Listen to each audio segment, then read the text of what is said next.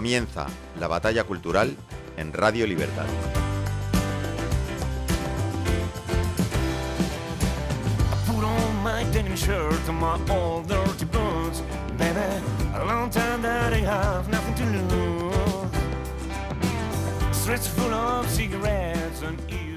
Muy buenos días y bienvenidos de nuevo a la batalla cultural en Radio Libertad. Hoy es martes 28 de abril y aquí estamos una semana más con la brigada de Warriors de la batalla cultural y con este que os habla Emilio Domínguez y con don Julio López a la cabina de sonido. Hoy traemos un programa relajadito en el que va a haber un poco de salseo y otro poco de tomar temperatura de parte del movimiento libertario que se ha reunido este fin de semana en Madrid, con un elenco de personajes muy relevantes entre los que hemos tenido la suerte de pasar unas horas. Así es, este fin de semana hemos celebrado la LibertyCon Europe, que ha sido el mayor encuentro de defensores del futuro, de un futuro más libre en el continente, como rezaba su propio eslogan. Y ahí viene la gracia, porque en esta feria libertaria nos hemos podido encontrar con muchas personas que pertenecen a muy distintas corrientes del pensamiento dentro de las ideas de la libertad, pero todos coincidimos, eso sí, en el lado bueno de la historia. Allí había desde anarcocapitalistas puros, anarcocapitalistas justnaturalistas, utilitaristas, ANCAP gradualistas y también, claro, minarquistas en todos sus grados, de más a menos pragmáticos, y liberales clásicos de tipo radical, ortodoxo, reformistas y liberales con sensibilidad social cercanos al socialliberalismo e incluso, todo hay que decirlo, a la socialdemocracia. Ya sabéis, de esos que dicen es por tu bien. Bueno, la verdad es que estuvo genial. En la LibertyCon nos hemos encontrado con amigos y también hemos hecho nuevos amigos, como el Warrior que traemos de invitado hoy a nuestro programa, don Andrés Caramés, que es filósofo, youtuber y un gran comunicador libertario. Andrés sabe mucho sobre política y filosofía y además de haber estado con nosotros en el LibertyCon y de ser el bigote más famoso de YouTube, nos va a ayudar a contar cómo la vivimos. Vamos con ello, así que abróchense los auriculares porque aquí comienza la batalla cultural.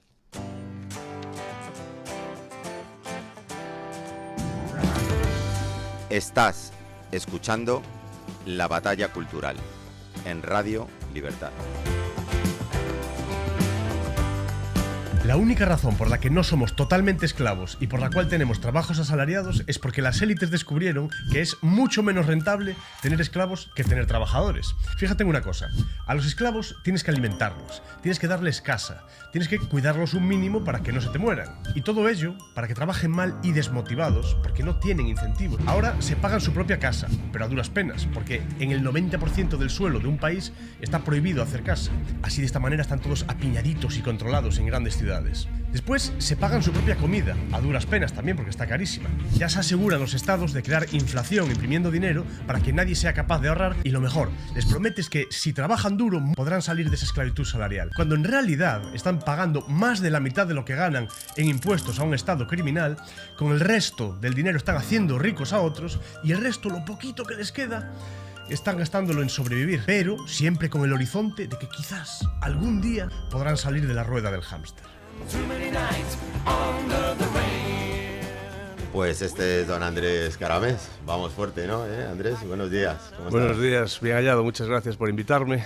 Bueno, habéis escogido uno de los vídeos más polémicos que subí claro, a mis claro. redes. Ya, empezando fuerte. De hecho, ahora escuchándolo otra vez, después de bastante tiempo de haberlo subido, me da la sensación de que necesito una explicación, porque habrá gran parte de los oyentes que sean de corte, digamos, libertario, desde luego o liberal y desde luego lo económico, y hay cosas ahí que suenan un poco como del otro lado, ¿no? Parece. De hecho, se me criticó bastante eso y tuve que explicarlo.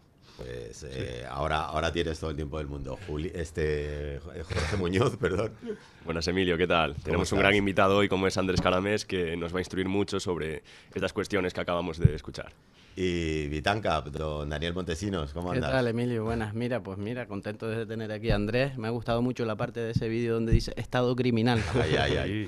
Sí. Pues estuvimos en el LibertyCon este fin de semana, viernes, sábado y domingo. Bueno, yo solo pude estar el sábado, para que no vamos a mentir a nuestros oyentes, pero vosotros estuvisteis ahí echando horas, como desde principio a fin, currando. Había un buen stand de Vitancap. Jorge además estuvo de coordinador en unas mesas de unas ponencias. Andrés también estuvo por allí grabando, ¿no? Y haciendo cosas, así que nada, bueno, pues vamos a comentar un poquillo, a contarles a nuestros oyentes cómo fue, porque el año que viene será en otro sitio, pero sí que podrán ir, ¿no? Y luego otros próximos eventos que pueda haber parecidos. Pero lo primero, Andrés, a ver, esa explicación, ¿tienes que dar alguna explicación de tu vídeo, de tu...? No, a ver, estabas hablando al principio del tipo de personas que habían asistido a este evento, ¿no? De que hablaremos a continuación, y que digamos que eran personas que dentro del arco ideológico pues pertenecían a muchos ámbitos, ¿no? Del mismo.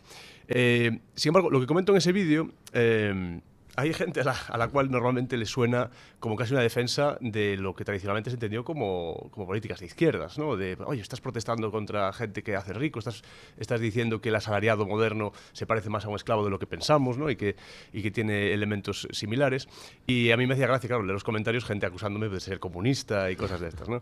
De donde viene esta crítica es de un elemento que aquí en el entorno libertario implica hilar bastante fino, que es que dentro del libertarismo, incluso dentro de lo que se conoce como el anarquismo del libre mercado, hay unas corrientes no tan conocidas que son el anarquismo del libre mercado anticapitalista. Y lo que viene a decir esta gente básicamente es que, en la crítica en concreto a la cuestión salarial, es que en un entorno real de libre mercado, el trabajo asalariado tendría que competir en igualdad de condiciones con otros tipos de trabajo, de corte pues, cooperativo, por ejemplo, con de corte autónomo, por ejemplo, y que el privilegio, la preponderancia que tienen los trabajos asalariados hoy en día no se daría en un entorno, digamos, más libre. Me parece un argumento económico súper interesante que se puede desarrollar, y yo quería utilizarlo en redes, entre otras cosas porque una cosa que me gusta es apelar a gente que no esté ya convencida de estas cosas, que no sepa mucho de economía austríaca, que no sea tan crítica como somos nosotros siempre con el Estado. Me gusta llamar la atención de esas otras personas para que se acerquen un poquito a estas ideas. Esa es la estrategia. Claro, y esa es la buena, porque ese es un poco también el objetivo que damos nosotros desde la Batalla Cultural, ¿no? Abrir los ojos a la gente, que piensen por sí mismo, que escuchen otras cosas, pero que también las puedan unir a las que ellos ya vienen pensando habitualmente, ¿no? Y a veces descubren, ¿no?, que determinadas cosas de las que pensaban pues son más tirando hacia el liberalismo, el anarcocapitalismo, de lo que ellos mismos estaban imaginando. Total. Daniel, ¿qué tal te fue la LibertyCon? ¿Qué tal el mucha stand tibieza, de Bitcoin? mucha tibieza. No. ¿Qué tal el stand de Bitancap? Pues y muy bien. La librería? ¿Se vendió Ahí mucho libro? ¿Se vendió poco libro? No, estuvo ¿Cuáles bastante interesaban bien. más de lo Cuéntanos esperado, un poco. más de lo esperado. Lo normal es que se carguen con libros, se monte stand y se vendan muy pocos, y la verdad que esta LibertyCon pues funcionó bastante bien, se vendieron bastantes cositas, no solo libros, también merchandising, también se vendió alguna wallet fría para el correcto autocustodio de Bitcoin, y bien, contento, conocí a mucha gente nueva, vi a viejos conocidos que no veía hace tiempo, y la verdad que a mí me encanta estar siempre en estos ámbitos, rodeado de gente de bien, ¿no?, que respetan la propiedad privada y la libertad del prójimo. Entonces, pues nada, un gustazo, que te voy a decir. Sí, había mucha gente, la verdad, el sábado. Yo incluso, por ejemplo, yo creo que la ponencia estrella quizá, ¿no?, que a lo mejor fue la de Rayo, la sala estaba prácticamente llena, quedaba igual algún hueco en las últimas dos filas o algo así, pero muy poquita cosa. ¿Qué tal fueron las tuyas? ¿De qué trataron? Cuéntanos a nuestros... Sí, a ver, el evento en general y... sí, fue un exitazo, estaba prácticamente lleno. Lo único malo que había tanta gente que no podías hablar con todo el mundo a la vez. Es lo único malo de estos eventos. Yo moderé dos paneles, uno con Andrés Caramés y Antoni de Jiménez, donde hablamos un poco sobre la libertad en las redes, pero bueno, lo ampliamos mucho, hablamos de temas muy interesantes, desde la guerra, el crecimiento del Estado, y molaba porque eran como... Andrés así te explica las cosas, tal. Luego Antonini es muy efusivo, entonces es como, bueno, dos personalidades que también mola verlo junto para ver las dos caras. Me da mucha rabia no haber podido asistir, porque tuvo que estar bien. Estuvo muy guay. Ya lo veré por YouTube. Sí. Si acaso lo ponemos el segundo panel en la caja de este... El segundo panel que moderaste era con Alejandro Prendes y José Sánchez sobre la IA. El título original iba a ser el Leviatán algorítmico, Leviatán con la I y la A en mayúsculas, pero no me dejaron ponerla. Y al final fue un título más correcto. Y fue un poco de eso, del cálculo económico, si la IA podía resolver ese problema, que yo creo que no, porque yo creo que no es, como dice Hayek, un problema de conocimiento, sino más bien un problema de propiedad privada, como lo enfatiza Mises, Rothbard, Hoppe, y así estuvo interesante. Incluso es una pena porque es que fueron 45 minutos los dos paneles, en muy poco tiempo, la gente se quedó con ganas de preguntar cosas, y bueno, pero seguro que organizaremos muchas más de estas en el futuro y habrá tiempo de sobra. sobra para Pero, profundizar ¿y mucho. conclusiones que se sacaron de ese segundo panel?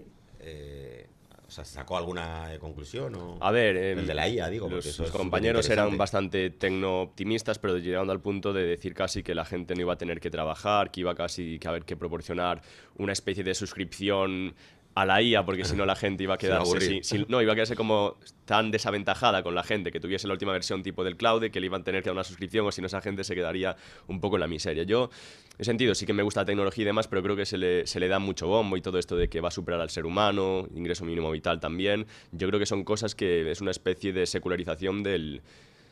bueno, el cristianismo, ¿no? Como hizo el marxismo, pues esto, pero aplicado a la IA. Es una especie de... También yo una creo que diosa un poco. razón ahí, ¿no? Como que nos va a gobernar a Poco, todos. sí. Total. Tú, Andrés, ¿esto cómo lo ves? Me interesa muchísimo tu punto de vista Sí, sobre estas cosas. a ver, yo creo que no hace falta ser ludita para darse cuenta de que hay avances tecnológicos que, dependiendo de cómo se desarrollen o de manos de quién provengan, ¿no? Que la gente que lo suministre, pues pueden tener ciertos riesgos, desde luego. Ahora, la parte está toda de que vaya a sustituir tantos trabajos y tanta gente se vaya a quedar fuera, incluso como dicen algunos, que solo van a sobrevivir los más inteligentes y los más adaptados a utilizar esas propias IAs y tal, y que el resto va a haber que darles una limosna y pagarles y tal. Me hace gracia porque nosotros, que nos gusta el tema este de la economía austríaca y tal, tenemos ya que empezar a ver cositas como, por ejemplo, lo que acaba de comentar Jorge, ¿no? Que ya hay gente pensando en cómo va a haber gente que, si no tiene esa IA, que proporcionan 3, 4 empresas muy grandes con una subvención de, bueno, ya sabemos que Sí, los fondos de cómo los se han sacan, creado, ¿no? cómo se han creado, etcétera. Como va a haber gente que no se lo va a poder permitir y sin tener esa IA va a estar, digamos, en desventaja con otras personas, ya están pensando a ver cómo pueden subvencionarla, cómo darle una subvención, porque a esa gente, para que puedan incorporarse al mercado laboral, a lo mejor tiene el gobierno que pagarle una pequeña suscripción al ChatGPT o a esta otra cosa, ¿no? O sea, ya están pensando en maneras de tal. Y lo mismo pasa con lo que decía Jorge, efectivamente, este tecnooptimismo de decir, bueno, ya no va a hacer falta que trabajemos porque va a haber tractores que van a moverse por GPS y que van a repostar ellos mismos y van a cosechar maíz, con el cual van a sacar sirope y todo tipo de alimentos para que todos comamos y nadie tenga que trabajar y tal. Bueno, aparte de que yo creo que estamos muy lejos de eso, aun si fuese así, habría que ver qué ha ocurrido si verdaderamente se da este fenómeno a partir del cual todos esos bienes de capital, esos tractores, esos GPS, esas compañías de inteligencia artificial, etcétera, están en tan pocas manos. Hay que ver cómo acabó eso ahí y qué es lo que está evitando que eso se descentralice y que mucha más gente lo copie a un nivel local. Y no me gusta la palabra esta, que se democratice, pero sí que se descentralice y más gente cuente con esos bienes de producción, ¿no? Yo me centraría un poquito en eso. No sé cómo es el futuro, no me dedico a la futurología, pero vamos, yo creo que cada vez que se vea a una de estas personas pintando un futuro tan oscuro, etcétera, suele ser para generar una especie como de tensión de compra, para que le pilles el curso de lo que sea o para que te pongas nervioso, ¿no? Sí, también es verdad que, por ejemplo, el propio Elon Musk, ¿no? También está lanzando un poco ese tipo de mensajes, ¿no? Dice, para el 2030 o no sé qué, puede haber tantos robots como personas en el mundo. Sí. Trabajar va a ser absolutamente ridículo, va a ser ocioso, no sé qué. Luego está el Sam Altman, ¿no? También el de OpenAI, que lanzaba mensajes apocalípticos de puede tomar el control la IA y acabar con nosotros. Bueno, el caso de Mitos ahora estas últimas semanas, ¿no? Como bloqueándolo y tal, porque podía... vamos, realmente, yo no sé si lo han dicho expresamente o no, pero el miedo era que quisiera caer de lleno el sistema financiero. Sí. Y aparte de los temas de defensa, que son los más delicados para el hegemón, ¿no? Para Estados Unidos. Aunque ese supuesto poder que tenía, a muchos nos sonó un poco también a estrategia de marketing por parte de Anthropic, teniendo en cuenta que a finales de año va a salir a bolsa, etcétera. O sea, que crear esa especie de hype también puede... Quiero decir que está bien sospechar de esta gente, ¿no? Y de las estrategias de marketing que pueden sacar. En este sentido, decir que es así de potente, que se corre un riesgo para la humanidad, no lo vamos a poner disponible para todo el mundo porque es peligrosísimo. Hombre, si se señala que han conseguido desarrollar semejante potencia en la inteligencia artificial, es una estrategia de marketing muy buena para que la gente se posicione y diga, oye, cuando salga a bolsa hay que apoyar a esta empresa que parece que es la que va ganando en esta especie de nueva carrera espacial que es la IA. O sea que... Porque, Daniel, tú respecto a las criptomonedas, que es lo tuyo, y la IA, estás súper tranquilo, ¿no?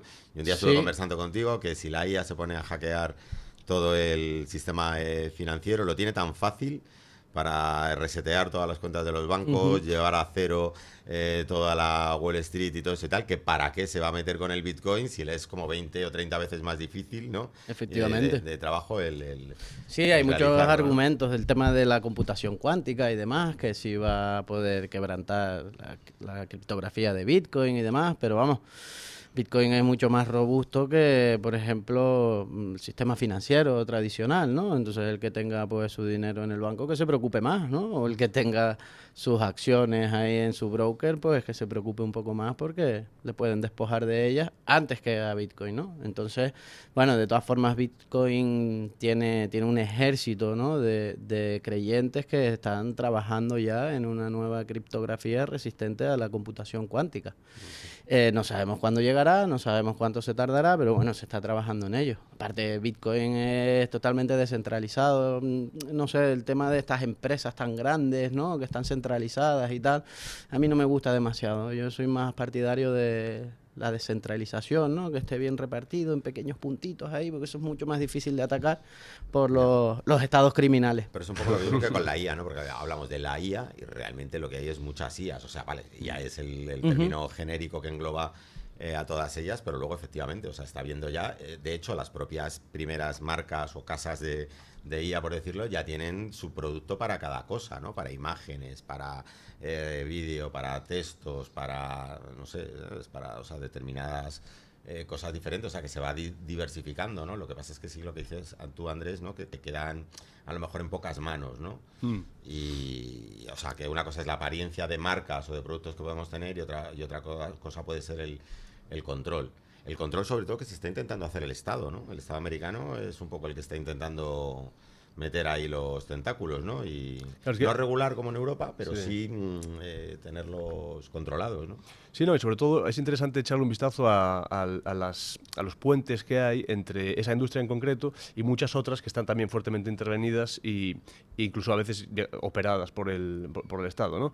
Toda la cuestión energética, por ejemplo, que les preocupa tanto porque, claro, tiene una demanda energética muy, muy alta, está toda esta cuestión de los centros de datos, de dónde ponerlos, cómo instalarlos, etcétera. La gente se pone nerviosa y hay gente que incluso está lucubrando con la posibilidad de que todos estos movimientos que se están dando a nivel internacional con respecto a los recursos petrolíferos, invasiones de ciertos países, derrocar a según qué líderes o dictadores, todos estos movimientos que se dan son una especie de intento de posicionarse internacionalmente, sobre todo con respecto a recursos naturales, teniendo en cuenta que lo que viene es una demanda muy superior incluso a la que hay hoy en día. Sabemos que hoy en día la adopción de las personas por la inteligencia artificial, estas cosas, es muy baja, no sé el porcentaje, pero es muy bajito de personas que lo utilizan y que utilicen la versión de pago, mucho menos. Entonces hay que ver que en un futuro, en teoría, que habría una implementación mucho mayor de esto, la cantidad de chips que se necesitarían, la cantidad de energía que se necesitaría, etcétera, va a ser muy superior. Ahí hay por eso digo, hay una transducción del elemento, digamos, supuestamente empresarial de las inteligencias artificiales y de todo aquello que en principio suministran los estados o en los cuales intervienen. Pues ya digo, toda esta cuestión energética, de los recursos naturales, también de la propiedad intelectual, todos aquellos elementos que favorecen que este tipo de proyectos se elaboren de manera, digamos, a lo grande, ¿no? por todo lo alto, en lugar de proyectos un poco más manejables, más pequeños, más descentralizados. Estos movimientos yo creo que tienen mucha influencia y es lo que pues, ha derivado a que no sea una coincidencia que todos aquellos que pertenecían a aquello que se llamaba la PayPal Mafia acaben estando de un modo u otro relacionados con estos grandes nombres, ¿no? que conocemos hoy en día. Sí. Y bueno, además que hoy se cumple un año del famoso apagón, ¿no? El apagón del año pasado, ¿no? Que eso te lleva a cero, ahí sin falta de IA ni nada. ¿Cuándo se cumple? Hoy se cumple un año, o sea, pero que ahí no hace falta IA ni nada, ahí dejas al Partido Socialista, ¿sabes? Al gobierno, a la red eléctrica y a la ministra de Medio Ambiente y cosas varias. Transición ecológica. Por delante. Transiciona rapidito a la cueva. Por cierto, ponía allí en la fachada 31 millones de euros se acaban de gastar en el edificio ese del Ministerio de Transición Ecológica para poner unos paneles solares y reforzar un poco las paredes para que no haga tanto calor o tanto frío dentro. 31 milloncitos ahí para... Casi nada. Yo pensé que se habían abaratado los paneles solares. Sí, ¿verdad? Parece que no. Parece que hay agujeros por ahí. Será por tu bien. Jorge, y además de la ponencia con Antonini y con Andrés y la otra que nos estabas contando, yo te vi que estabas por allí grabando más cosas por tu cuenta. Sí. ¿Nos puedes contar ahí un poquillo qué Sí, ¿Viste? Porque ibas, venías y no, tal. aproveché se abría el la puerta, sábado. se te veía y tal, pero digo, no vamos a entrar, que está Aproveché el sábado en que directo. venían todos estos ponentes de Estados Unidos y bueno, y de todos los lugares prácticamente, pues para hacerles una entrevista, porque es una oportunidad única, es muy difícil Brian Kaplan cuadrar. lo hiciste. Brian Kaplan, a David Freeman, Tom Ah, sí, Palmer, también, a Freeman, Lawrence no lo Reed. no lo vi, lo de Freeman. Sí, entonces aproveché ahí para Qué bueno. hacer varias y quedaron bastante bien. Habrá que subtitularlas y a ver si pueden llegar al público que habla español. O sea, Claro. que tienes contenido para tu canal ya para 2 meses. Sí, a fácil, ver, no fueron muy largas, algunas sí, algunas duraron una. George Selgin también, esas sí que duraron alguna más de 1 hora, otra fue más corta, así media horita, pero bueno, para tener un poco ahí a cada uno. Y luego también lo que estaba comentando Andrés, de todas estas personas que se adueñan de la IA. Claro, el futuro realmente sí que es descentralizado, es código abierto, porque es la mejor manera de que esto evolucione, porque de esta manera es mucho más difícil, coarta mucho más el progreso. Y por ejemplo, Elon Musk, que siempre se dice que es muy libertario y tal, él parte de un ideal, digamos, tecnocrático, una especie, porque su abuelo formaba parte del movimiento tecnocrático del Canadá, era una figura bastante preeminente y de hecho incluso hablaba de crear una moneda tipo Bitcoin basada en unidades de energía, que ese es un poco el ideal, ¿no? Incluso el tema este de eficiencia que se hablaba cuando estaba con Trump en el departamento este Dodge. Entonces, todo esto es un poco el ideal tecnocrático del famoso tecnato, que bueno, también le gustaba mucho a Gillette, por ejemplo, el de las maquinillas era uno de estos. Y es interesante este movimiento y hay algunos autores que hablan de él como Patrick Wood y tiene bastante relación con todo esto. Entonces, pues el que se interese por profundizar en estos temas, pues... Sí, no, y tanto que es interesante eso. Y luego ya así en plan más salseo, bueno, yo la primera ponencia que hubo el sábado, que estaba María Blanco, y este otro chico que nunca me acuerdo de su nombre... Marc Urgell. Marc, ¿no? Marc. Bueno, pues ahí estuvieron también debatiendo sobre las instituciones y tal, y yo salí y decía, digo, esto está lleno de tibios socialdemócratas y tal, ¿no? Porque allí se decía, no, la educación y la sanidad públicas y tal, digo, pero digo, esto es la Liberty Corps, Bueno, esto es la Internacional Socialista, ¿sabes? carreteras. Digo, qué cosas se Jean María escuchan Blanco por la aquí. entrevisté también hace poco y ahí estaba bastante dura. Cuando Sí. yo la entrevisté se endureció, yo creo. Hombre, dijo una gran frase que fue que animó a todo el mundo a leer a Antonio Escotado.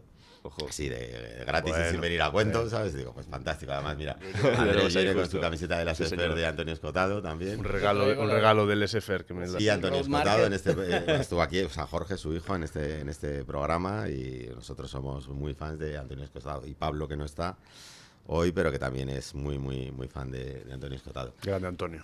Entonces, nada, pero esto te quiero decir en cuanto a eso, un poquillo ahí de salseo, Daniel, cuéntanos que tú estabas en el mejor sitio, porque era, según entrabas, estaba el stand de Bitcoin, Tal cual. digo, de Bitancap, por allí pasaba todo el mundo miraba tus libros y tal. A ver, cuéntanos un poquito de salseo, de gente que iba, venía, no sé. ¿Cómo conseguiste el puesto allí, en ese sitio tan privilegiado? Claro. Poniendo mosca, ¿no? Pagando, claro. No, pagando y vendiendo entradas. Muchos referidos. Me costó que me suspendieran la cuenta de Twitter. Por spamear, me ponía a spamear. Claro, me ponía a spamear todas las publicaciones ahí en comentarios. Me ponía pues a informar a la gente de que venía la LibertyCon y demás y tal. Y como que no le gustó mucho a estos de X y me suspendieron la cuenta. Tengo que Vale. rogar porque me la devuelvan, pero bueno, ya lo haré, no hay prisa. La LibertyCon, pues el salseo, pues mira, había gente que pagaba con Bitcoin, con Lightning Network, lo creas o no. Qué maravilla. A pesar de que mi profesor Jesús Huerta de Soto dice que Bitcoin nunca será dinero, pues allí había intercambio de bienes por Bitcoin. Y vamos, no es el primer ejemplo, ¿no? Aquí traigo una camiseta que lo demuestra. Durante escasos 2 años, Silk Road Market era un mercado negro donde se operaba con Bitcoin. Era el dinero de Silk Road, ¿no? Muy bien. Entonces, pues bien, contento por eso y lo que no habían ahí eran pagos por tarjeta, efectivo y poco banco había por allí. Pero la gente se extrañaba, ¿no? Cuando le decías que en el datáfono no funcionaba y bueno, yo eso Pero como es excusa, una... como excusa. No, excusa como que excusa no, aquí la verdad es que no conectaba, me conectó una vez, pude hacer un cobro con el datáfono, pero luego no conectaba ni al wifi ni a los datos del teléfono y no hubo manera y bueno, algunos Bizum y tal, pues se recibieron y yo creo que cada vez lo vemos más, ¿no? Comerciantes, pequeños comerciantes que están hasta aquí, que no pueden con la cuota de autónomo, que no pueden con el IVA, que no pueden con la inflación, que no pueden, y ya pues que dicen, mira, que es que no me funciona el datáfono, ¿vale? Cada vez se ven más carteles, yo Transito por las vías públicas, por las zonas comerciales y veo carteles de no funciona el datáfono, ¿no? Por lo que sea. Ojalá se vea más, se ve poco. Yo voy a una peluquería que pone un cartelito que pone Only Cash, Only cash. ¿sabes?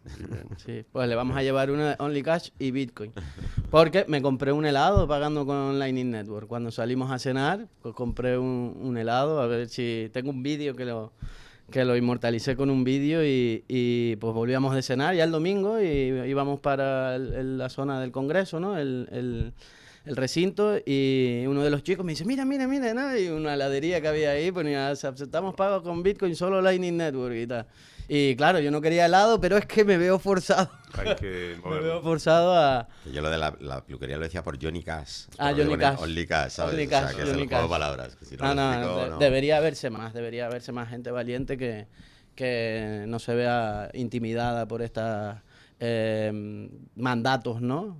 Políticos, burócratas que te obligan a usar cuentas bancarias, nóminas por el banco, porque mi padre me cuenta que cuando yo era pequeñito no hacía falta pasar la nómina por el banco, tu empleador te podía pagar así, billete en mano y ¿cuál es el problema, no? Y ahora no, hay mandatos que te obligan que la nómina tiene que ir por el banco.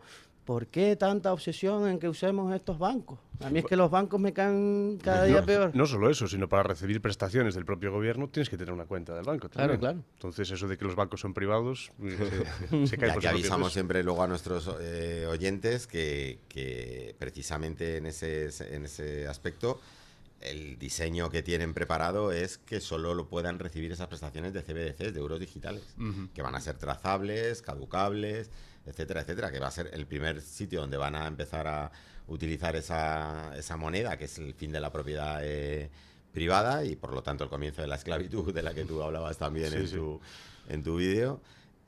Son las CBDCs y claro, qué mejor que todo ese ejército y legión de dependientes que tienen para las prestaciones sociales. Yo te doy la paguita, pero te la doy de esta manera y además es un poco el paternalismo del antiguo, del siglo pasado, ¿no? Del pobre que está en la puerta de la iglesia y tome usted 100 pesetas o 10 pesetas, o bueno, por aquel entonces era muchísimo menos.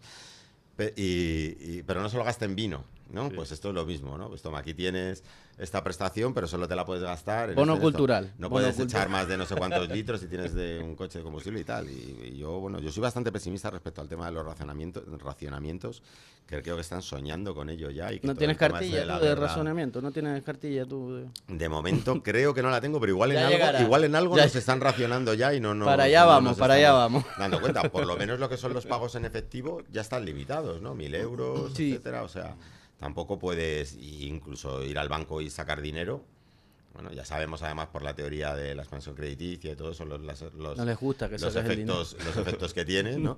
Y el llamamiento que hiciste tú hace algugros programas a todo el mundo a que vaya a su banco. Bueno, llamamiento, ¿no? Un consejo, ¿no? Para un mundo más libre, ¿no? Con menos inflación. Eso es. Sí. Eso es. Que todo el mundo vaya y saque el dinero del cajero allí. A ver qué es lo que le pasa a los bancos, ¿no? A ver qué es lo que le pasa. A ver si a alguien le van a decir, no, que es que no tenemos. Y cambiando un poquito de tercio, y antes de pasar a nuestra canción, que además hoy tenemos temazo que luego presento. Jorge, respecto a esto que decías también de lo de la IQ, yo he oído por ahí que dicen, no sé de dónde vienen los estudios y tal, pero que la gente que utiliza IA asiduamente dice que le está menguando el cociente intelectual o como se diga, el IQ, que dicen... A ver, primero habría que ver si el IQ es algo que se puede medir y si estos test de IQ sirven para medir la inteligencia, que yo aún no estoy seguro tampoco. Pero y luego dicen que, o sea, la humanidad, o sea, igual que es un proceso evolutivo biológico, dentro del proceso evolutivo biológico está la supervivencia de los más inteligentes y que cada vez hay gente con el IQ más alto y que por lo tanto además los que tienen el IQ más alto son los que más posibilidades de éxito, de supervivencia, no tanto física, sino en todos los ámbitos tienen, ¿no? Entonces es como una especie de mejora de la raza, de la humanidad, por decirlo de alguna manera, respecto a a su vida IQ, pero claro, si esto otro lo va a mermar, lo va a mermar justo a ese tanto por ciento pequeño que decía Andrés, ¿no? Ese 1, ese 2, ese 3%, la poca gente que todavía está utilizando la IA de una manera masiva. O sea, yo eso no termino muy bien de entender cuál es el plan. Volver tontos a los listos y, o sea, no lo sé. No creo que lo merme, al final es cómo uses tú la IA. Igual si la usas simplemente para que te haga los trabajos y te vas a jugar al ordenador, obviamente, pues no sé si te mengua, pero no te va a crecer mucho. Pero es que la gente, o sea, los chavales... Pero es una herramienta que puede potenciar tu productividad por mí. ¿No? Por la, o sea, lo que es la desutilidad del trabajo, o sea, la ley del mínimo esfuerzo, ¿no? Si piensa otro por mí, ¿para qué voy a pensar yo? Bueno, igual también es el problema del sistema de escolarización obligatorio, que tiene un modelo donde solo se premia los trabajos. De hecho, ahora muchos profesores, para que no les envíen cosas con la IA, lo que piden son presentaciones, que es básicamente lo que se está viendo ahora. Pero, joder, yo me acuerdo en mi época, pues íbamos al rincón del vago, ahí no eres muy diferente, ahora puedes usar otras herramientas, pero yo creo que el problema es que eso, no se fomenta igual un espíritu crítico, debate, ¿no? Sobre todo memorizar, enviar trabajo, escupir lo que ha dicho el profesor y ya está. La IA te da una herramienta muy productiva, muy buena para investigar, que ya le hubiese gustado a cualquier escritor. Joder, yo me imagino, por ejemplo, Rothbard, que escribió en su vida más de 20 libros, miles de artículos con una máquina de escribir, tenía que ir a los archivos ahí físicos. Bastos comenta también que hace poco tenía que ir a Estados Unidos y volver con la maleta llena de libros, y ahora que a un clic de ratón podemos literalmente acceder a prácticamente todos, si no todos, los libros y el material que existe, y la IA nos ayuda también a buscar cada libro, cada biografía. Igual no te tienes que leer un libro entero y más o menos ya tienes la referencia en cada libro. Entonces es una herramienta muy buena que, si se usa bien, como todo, puede potenciar muchísimo, no sé si la inteligencia, pero al menos el estudio y la investigación. Como el uso de la informática. Yo, o sea, igual cuando empecé a ejercer como abogado, pues tenía que hacer una demanda y quería buscar fundamentos de derecho, me tenía que ir a la biblioteca del Colegio de Abogados, por ejemplo, y tenía ahí paredes y paredes de Aranzadis, ¿no? Para buscar una sentencia, y a lo mejor me tiraba 2 mañanas buscando algo que me viniera perfecto para el caso que estaba llevando, que es lo que ocurre ya en el momento que vienen las bases de datos y todo este tipo de cosas que sistematizan ese montón de información. Pues lo mismo que tardaba 2 mañanas en hacerlo, pues tardaba a lo mejor media hora. Y ahora, pues a lo mejor en vez de media hora, pues puedes tardar 15 segundos. Entonces, al final es una herramienta de... Qué importante es el tiempo, de eficiencia. El tiempo es oro, De eficiencia, el tiempo es oro, claro. No, y es que además es el estándar por el que al final la productividad tiene más o menos sentido. O sea, hay cosas en las que el tiempo, pues, no sé, bueno, iba a decir la agricultura, pero es que ahora tampoco, porque con todos los cultivos de invernaderos y todo eso, antes tenía 2 cosechas al año, o decían producto de temporada, y ahora es temporada todo el rato, ¿no? Porque te pueden reproducir la situación de verano, invierno, lo que sea, en cualquier momento, ¿no? Entonces, el factor tiempo, que antes tenía a lo mejor más importancia, cada vez lo va teniendo menos, y quizá también por eso, no lo sé. Pero y cuidado también, que dijiste sobre la supervivencia del más inteligente. Sí. Darwin decía lo de la supervivencia del más alto, no el más flexible para adaptarse, no el más fuerte tampoco. Pero cuando se crean estos test de inteligencia, si no están mal informados, se crean precisamente con pretensiones de eugenesia. De que tú, como eres tonto, y racistas, tú como eres tonto, como pues sí, pues te podemos esterilizar, por ejemplo, y todas estas cosas. Entonces también cuidado. Además, luego también, bueno, es el famoso libro este del IQ Bell Curve, creo que es de Murray. Sí. Que eso básicamente lo que hizo fue abrir un poco este debate cuando había estado cerrado durante mucho tiempo, incluso advertir de las diferencias que podría haber en inteligencia, creo que es acorde, no sé si me equivoco, a la raza. Y eso abrió un debate donde yo tampoco estoy muy de acuerdo, porque cómo mides tú cada raza y los países que están en un sitio, si tienen otra inteligencia, si igual están más adaptados a otro entorno. No sé, es un tema también muy complejo. Yo creo que ya ha caído por su propio peso, ¿no? O sea, todas aquellas... Bueno, hay gente que lo sigue defendiendo. Estudios cientifistas de principios de siglo, ¿no? Incluso de los criminólogos, según el tamaño del cráneo, según no sé qué, según los colores de los ojos. O sea, yo que sé, que había todo tipo de discriminaciones físicas de las que se intentaban extrapolar de condiciones psíquicas o de inteligencia o lo que sea. Yo creo que eso ya ha caído todo. Autores como Hoppe, por ejemplo, que a mí en general me gusta mucho, todo... lo defiende. O sea, y bueno... No sé yo este tema tampoco es que esté muy metido, pero hay gente que lo defiende. Eso. Cuidado, porque con lo que decías de la natalidad, sí que las personas que se dedican a eso han trazado una especie de correlación entre el aumento de puntos de coeficiente intelectual y una natalidad más baja, a más inteligencia, sobre todo en el ámbito de las mujeres. Cuanto más inteligentes en teoría o más formadas estén, menos pretensión a tener múltiples hijos.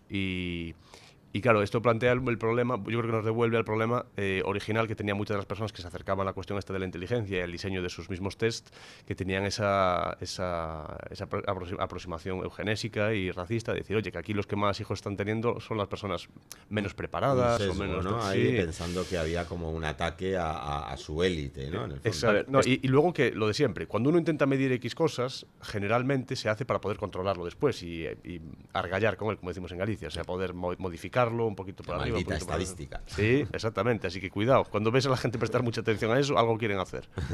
Sí, de hecho, esto fue propio de la Inglaterra victoriana, donde la élite intelectual del momento, estaban entre ellos, por ejemplo, Keynes, comenté el otro día también, Irving Fisher, eran pues Galton, que era el primo de Darwin, desarrollaron un poco todo esto. También menciona Carreiro, ¿no? Que dos de los hijos de Darwin también estaban en el movimiento de eugenesia. Entonces, incluso en Estados Unidos se daban como ferias, tipo cuando vas a una feria de estas del campo y llevas ahí una calabaza muy buena, ¿no? Y todo el mundo dice, guau, qué calabaza, tal. Pues hacían ferias con familias, la familia más estadounidense o la más como la SAPTA, ¿no? Ponían ahí los rasgos, les ponían nota, ponían el árbol genealógico, era un poco todo esto así, ¿no?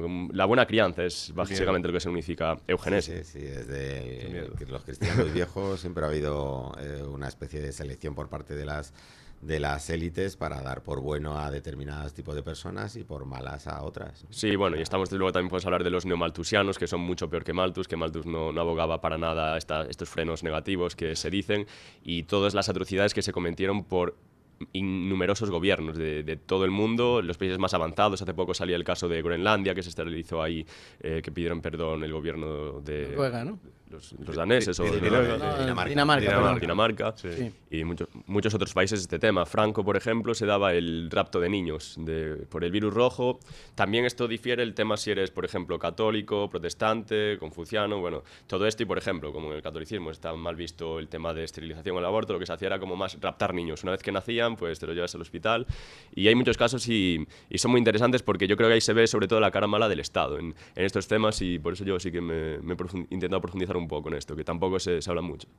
Muy interesante, oye, y como interesante es, y vamos a hacer un break aquí en la tertulia, interesantes son siempre los servicios que nos presta Discover Inversiones y Gestiones Inmobiliarias, tu gestora integral de alquiler para propietarios que quieren tranquilidad de verdad. Se encargan de todo: búsqueda y selección del inquilino, contrato, inventario, gestión de cobros, incidencias, reparaciones y seguimiento continuo. Y si lo que te preocupa es la morosidad, trabajamos con la garantía del alquiler para que cobres con seguridad. Además, optimizan el precio de mercado y cuidan tu vivienda como si fuera suya, con comunicación clara y atención rápida. Si tienes un piso y quieres alquilarlo sin estrés, llama ahora y pide una valoración al teléfono 666-629-464. Yo creo que ya se lo tienen que saber todos los oyentes, porque ya lo tengo apuntado, ya casi me lo sé. 666-629-464. Y mira que mi memoria es la justita. Discover Inversiones y Gestiones Inmobiliarias, tu alquiler en manos profesionales. Y ahora vamos a poner un tema de Tangerine Flavor que se llama Moloco Nights, que bueno, Moloco es un bar que está aquí en Madrid. El Moloco. Es un bar mítico de Madrid, regentado por Xavi y por Rocío, y nuestro amigo Pablo, que le tiene hecho un tema en honor del Moloco, pues nos ha dicho desde aquí que le demos muchos recuerdos. Yo también aprovecho para dárselos, les vi hace poquito. Y con todos ustedes, pues la canción de Moloco Night.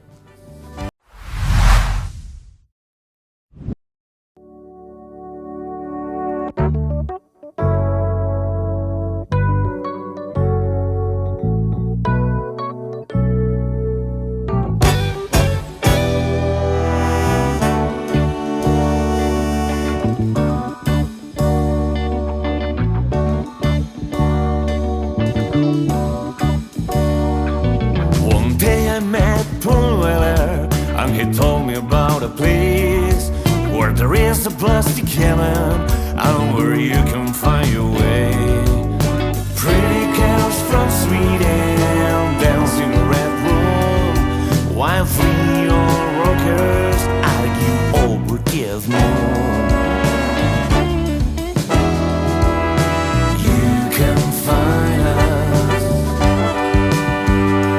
on local nights.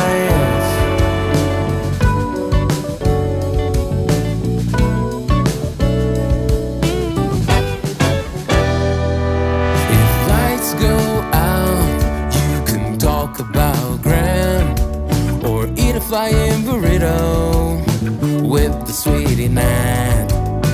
Big C's the keeper of our fascinating team.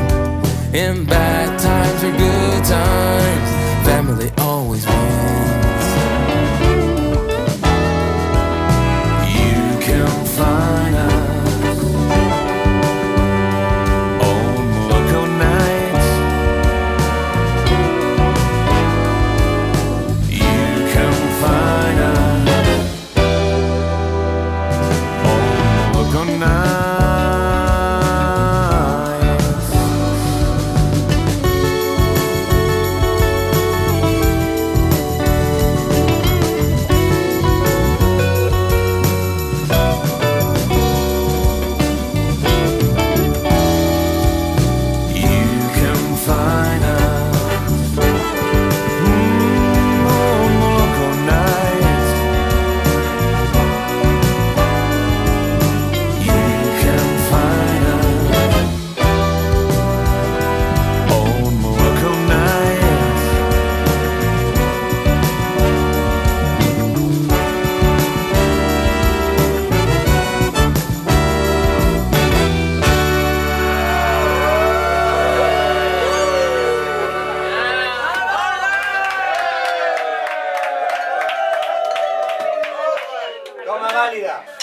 Pretty girls from Sweden dance in a red room, while three old rockers argue over Gilmore. You can find a on Moloko night.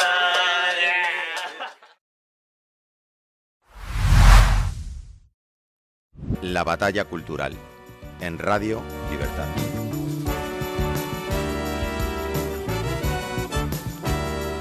Bien amigos, pues ya estamos aquí de vuelta, ya nos hemos tomado unas copitas en el Moloko y hemos regresado rápidamente a nuestra tertulia sobre la IA y tal, y las grandes ciudades, ¿no, Jorge? ¿Qué comentabas de las grandes ciudades? Bueno, sobre las grandes ciudades aquí el especialista es Andrés, que empezó un poco comentando esos temas y ahora está escribiendo un libro, ¿no? Que creo que sacará dentro de poco, y aprovechando su estancia en Madrid, que nos cuente un poco cómo es eso, ¿no? Su estancia, dale. Sí, no, esto todo vino cuando empecé con esto de las redes sociales y la creación de contenido y tal. El primer vídeo que subí, que además tuve la suerte o la desgracia de que funcionó muy bien y medio se viralizó, iba sobre esta cuestión de las grandes ciudades y cómo en cierto modo tienen un efecto sobre la personalidad de la gente. Incluso yo decía, de manera un poco provocadora, que las grandes ciudades nos hacen peores personas, ¿no?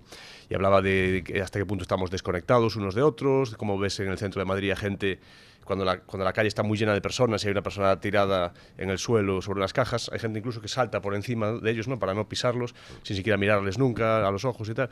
Y yo creo que este tipo de elementos no se dan con tanta frecuencia en poblaciones más pequeñas. Entonces empecé a investigar un poco sobre ese tema, de esto ya hace años. No tanto la ciudad como cosa en sí, o como el elemento estético de la ciudad, o el tamaño porque me moleste sencillamente que sea muy grande ni nada así, no, sino cuáles eran los condicionantes, cuáles eran las precondiciones que hacían que tanta gente se hacinase en grandes ciudades. Esta cosa de hacer edificios cada vez más altos, de vivir unos encima de otros, de estar escuchando al vecino de arriba hacer sus cosas y tal. ¿Qué es lo que hace que tantas personas se hacinen en grandes ciudades? ¿Cuáles son las dinámicas que los llevan allí? ¿Y a qué se debe esto de que haya ciudades hoy en día de 10, de 12, de 15 millones de personas en el mundo, ¿no? Y empecé a investigar un poco esta cuestión. Después de haberla investigado lo suficiente y de haberme sumergido en la bibliografía lo suficiente, parecía que había que escribir un libro sobre eso. Y bueno, tuve la suerte de que me contactaron varias editoriales, estuvimos ahí negociando un poquito y pactamos ya hace unos meses la publicación de este libro, que si Dios quiere pues saldrá este año en algún momento, a lo mejor verano o después de verano, iremos viendo. El libro está muy avanzado, pero bueno, luego vienen las correcciones, ya sabes, toda esta cosa, y veremos un poco por dónde va. Y nada, así es como vino esto. Entonces, si queréis, pues os puedo comentar algunos de los argumentos que utilizo por ahí y tal. Así, claro, eso es muy interesante porque, o sea, a mí se me ocurría escuchándote, pues, la revolución industrial, ¿no? Pues todo el proceso fabril que lleva a que se concentre la mano de obra, ¿no? Y se vacía el campo porque también en el campo se mecaniza, por lo tanto hace falta menos mano de obra y tal, ¿no? Es un poco también lo que pasó en la propia España de los años 60, ¿no? No es revolución industrial, sino una segunda fase, ¿no?, de migración, sí, un éxodo rural. Un éxodo rural, las grandes capitales, también buscando, pues eso, mejores medios de vida, trabajos, etcétera. Luego también, ¿no?, el punto este de que la concentración de personas hace que haya mayor interacción de las mismas, y por lo tanto también no solo ser más productivos, sino que también se gana en conocimiento y en pensamiento y en... O sea, como foco de concentración, pero bueno, me interesa muchísimo. Claro, más la cosa aquí es que Andrés... Los datos que tú hayas podido ver, sin destripar el libro, pero sí adelantándonos algunas frases para que podamos entender un poco... Sí.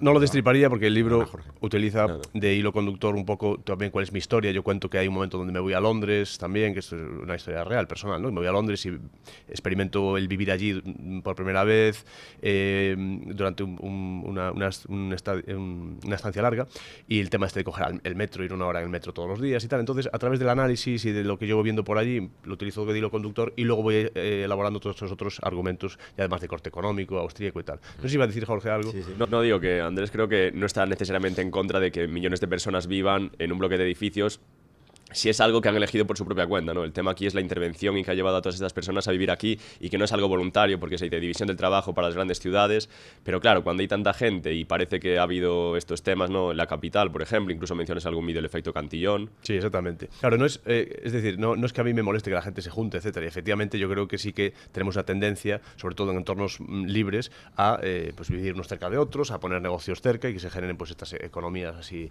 que solemos estudiar y tal. No ese es el problema es hacer qué es lo que hace que se exacerbe esta cuestión de que la gente se hacine en ciudades y que haya tantos millones, ¿no? Eso en ningún caso se produce de manera orgánica, y en ningún caso se produce tampoco por cuestiones de mercado, porque no ha habido un libre mercado en ningún momento. Es un mercado totalmente intervenido.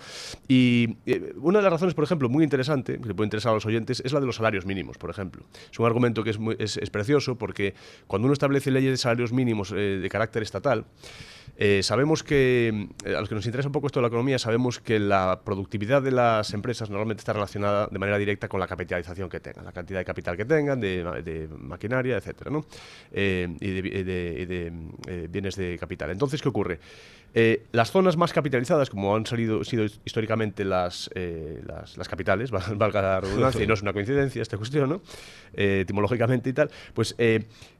las zonas más capitalizadas, que son capaces de ofrecer también salarios más altos, digamos que absorben mejor el impacto de subidas salariales que corten a todas las personas por el mismo patrón, digamos, ¿no? Entonces, el trabajador medio asalariado, un camarero, un albañil, lo que sea, de un pueblecito de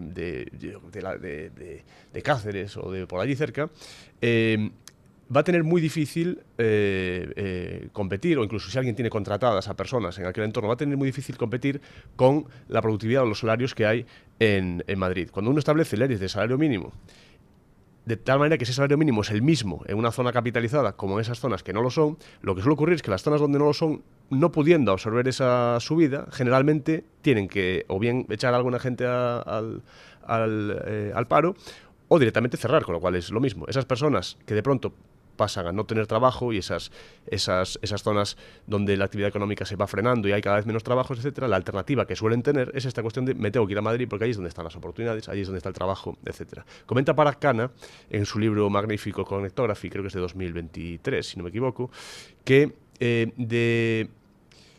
desde la crisis de 2008 hasta el año en que estaba escribiendo el libro, 2021, 2022 más o menos, en Reino Unido el 80% de todos los puestos de trabajo tuvieron lugar en Londres. Y eso no es una coincidencia, eso se debe a este tipo de regulaciones que estaba comentando. La ley el elemento este del salario mínimo y de que se iguale a todo el mundo por este patrón, se corte a todo el mundo por el mismo patrón a nivel salarial, es uno de los argumentos. Otro de ellos, que lo mencionó Jorge antes por encima, y que yo comento también, es el del efecto Cantillón, que está directamente relacionado además con esto. Como saben los oyentes, el dinero de nueva producción, digamos, la expansión monetaria, que además aquí vosotros estudiáis y sabéis seguro que mucho más que yo incluso, que entra en el sistema monetario a través de unos puntos muy concretos, ¿vale? Está el tema de la banca, está el tema de grandes corporaciones, de crédito, de expansión crediticia, etcétera. Todo ese dinero que entra en el sistema entra por unos puntos muy concretos y solo después empieza a permear hacia capas más bajas de personas pues, que ya tienen puestos de responsabilidad, luego trabajos y tal, industria, bla, bla, y al final llega al trabajador medio, normal, asalariado. Las personas que acceden a ese dinero primero, como sabemos, pues pueden comprar activos, pueden protegerse mucho antes cuando los precios todavía no han subido. Compran al precio antiguo. Cuando llegan abajo de todo, cuando llegan a la persona asalariada, los precios ya han subido y es cuando se van al supermercado y encuentran que los precios han subido. Eso tampoco es una coincidencia. El sitio donde ese dinero permea más, es donde están las instituciones centrales, donde está la banca, donde están las sedes de los grandes bancos, donde están las sedes de las grandes corporaciones, etcétera, suele ser en la capital. Entonces, eso también genera un privilegio muy claro con respecto a las personas que forman parte de esos ámbitos frente a las personas del resto de poblaciones a las cuales ese dinero llega muchísimo más tarde. Entonces, estos son los dos así que podíamos mencionar. Pues mira, yo así pensándolo un poco en voz alta también, incluso te añadiría el hecho de que las poblaciones rurales o capitales más pequeñas y tal, la tasa de envejecimiento, por lo menos lo que es el mundo occidental y bueno, en España clarísimamente, pero también el propio Japón, Italia, Francia, ¿no?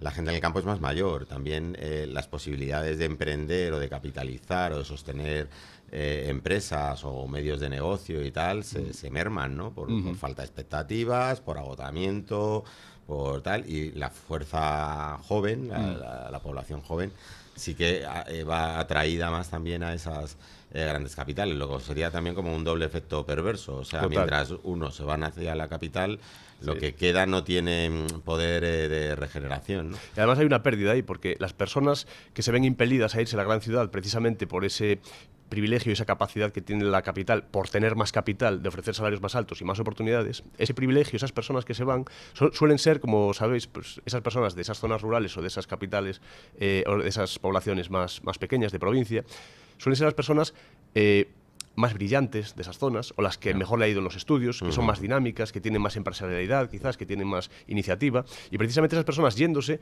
yo utilizo el término desmineralizar, es como que desmineralizan su sitio de origen, generando que las personas que queden allí no sean precisamente esas personas, de haberse quedado en el sitio donde ellas eran, serían las personas que iniciarían nuevos negocios, nuevos proyectos, que dinamizarían sus barrios, sus zonas, sus pueblos, etcétera, y de esta manera muchas veces toda esa empresarialidad, toda esa iniciativa se diluye en irse a Madrid y a lo mejor adoptar una posición, digamos, pues de una muy baja responsabilidad, un trabajo, digamos, que no requiere demasiada formación, y toda esa iniciativa, toda esa energía se diluye en un mare magnum de personas que están compitiendo por llegar a estos puestos más altos, pero que están reservados para unos pocos. Entonces, sería preferible que fuesen cabeza de ratón que cola de león en este sentido, ¿no? Es un poquito también filosofía Anxo Bastos, ¿no? También de lo que lo pequeño es a veces totalmente mejor, ¿no? El profesor, nuestro admirado, habla del tamaño del Estado y de las... Sí, pero la cuestión de la escala para mí a mí me parece fundamental, porque como nos gusta tanto hablar de descentralización, nos gusta tanto hablar de que la gente es la que tiene que tomar las decisiones y tener la responsabilidad, etcétera, pues la cuestión de la escala y de la escala de las unidades políticas está totalmente relacionada con esto. Es decir, que el hecho de que el Estado se amplíe a nivel territorial, pero también que se amplíe a nivel densidad su propia capital, es decir, lo que sea el corazón del Leviatán, responde también a las mismas intervenciones que nosotros estudiamos.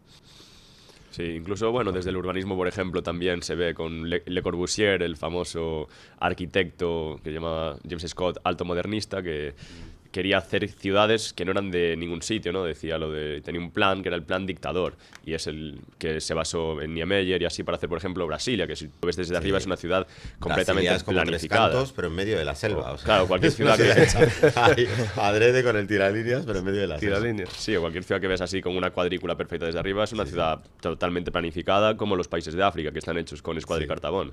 Entonces es un poco así, ¿no? El tema del urbanismo también, que de eso también habla nuestro amigo Selas. Los campamentos romanos también estaban hechos así, ¿no? Es que era el modelo de Le Corbusier un poco.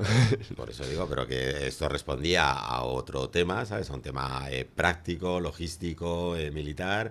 Exacto. Y luego lo otro, pues responde, pues a lo mejor a un tema más cartesiano, Bueno, ¿no? Etcétera. Cartesiano también, sí, ¿no? Que en la Revolución Francesa... También de evitar los vericuetos de las ciudades árabes o lo que sea, que son también es más difícil el transporte. También es más Yo estuve en difícil la York, en navegación. Inglaterra, y me encantó. Unas calles más estrechas, otras más anchas. ¿Sabes que es muy difícil en esas poblaciones también? Que la policía llegue a todos puntos. Claro. Para, por ejemplo, evitar barricadas, revueltas, que la gente se proteja, se defienda, etc. Entonces, ante una teórica limpieza, esa especie de componente aséptico al que le gusta a los gobernantes, de que todo se vea, que esté a la luz del día, grandes plazas, para luego poder llevar los tanques allí y pisarnos a todos. París es la antonomasia de eso, o sea, París de hecho las grandes avenidas para que cupiesen los carros con los Exacto, cañones, exactamente. etcétera, ¿no? O sea, ese es un poco el tema, pero bueno, y luego además que los franceses no se paran en prendas, todo el centro de arte Georges Pompidou, etcétera, pues eso era un barrio que se va a hacer puñetas y se pone ahí medio el tal, ¿sabes? Cosa que, por ejemplo, en Madrid siempre ha habido el planteamiento de entre Hortaleza y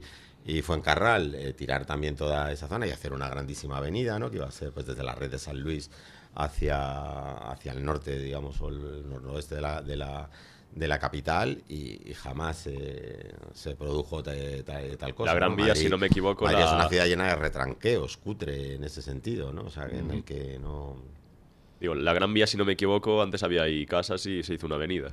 Claro, y la Gran Vía de San Francisco también. Las dos Gran Vías, la de Madrid, o sea, la Gran Vía y la Gran Vía de San Francisco son así, pero que quiero decir que si quiso hacer una tercera en ese sentido, que había que tirar casas, no que tuvieras campo, ¿no? Y no hubo lo que hay que tener para al final Pues yo me alegro. hacerlo.